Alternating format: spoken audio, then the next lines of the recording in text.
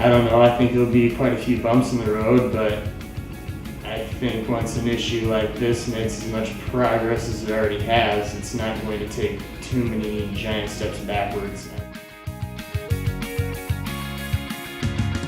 A person may try to rip you off or something, the dispensary never will.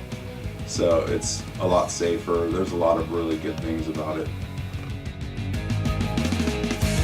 My name is Travis Palmer.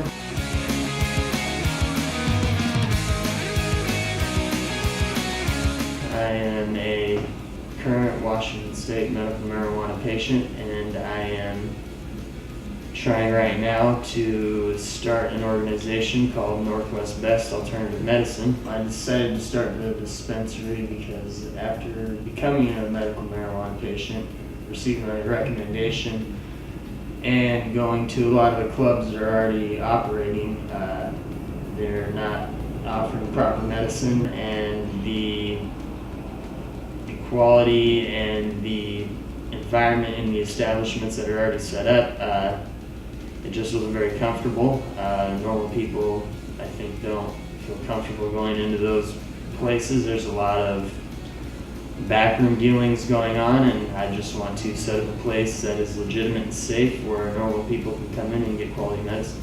Hi, my name's Todd Nielsen.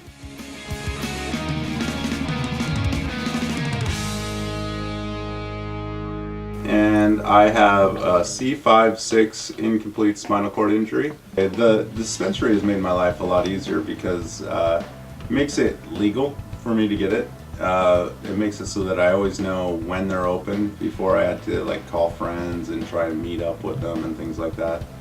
It's also made it so that I always know that the medicine, as we always refer to it, is clean. Sometimes when you buy it on the street, it could have mold, it could have mites in it. You never know how clean, how healthy it'll be for you.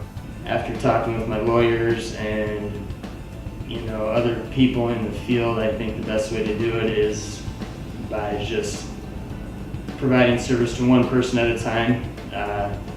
You have a waiting room out front, and then you go meet one-on-one with somebody who knows about medical marijuana and help you decide the proper medicine for you. Well, it cuts down on the amount of pain that I have. Usually I can still feel a little bit, but it makes it so it's very bearable. And then it not only takes the nausea away, but sometimes it'll actually make me feel a bit hungry. So I need to smoke before I eat. And then, especially at night, I have lots of neurological pain that it helps me to, so that I can be able to relax and be able to sleep at night. During the day, sometimes those kind of flare up, so it's hard to operate, move around, and do stuff. They were trying to shut down all dispensaries, and they had an emergency city council meeting, and the turnout was very great in people in opposition of the mayor's decision.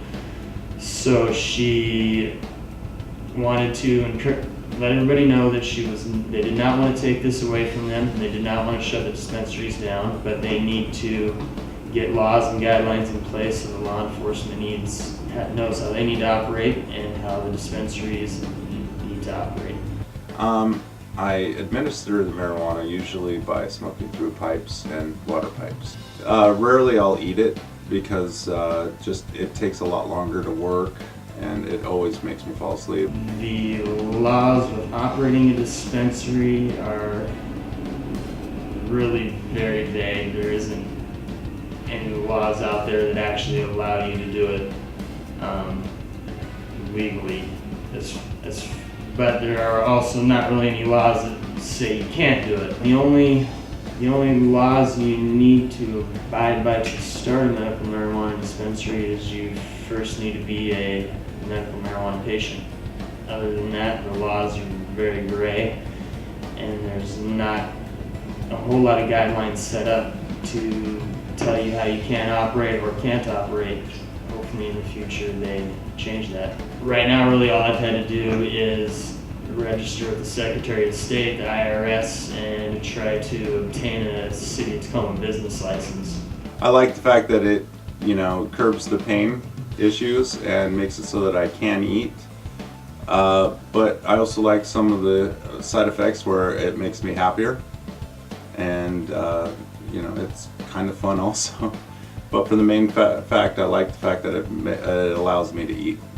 The people of the state are overwhelmingly behind medical marijuana, and I think there will always be a few bumps in the road, especially with issues like this, but as long as we can work with the city and work with law enforcement to operate it within the guidelines they've set up, I think it will be a success.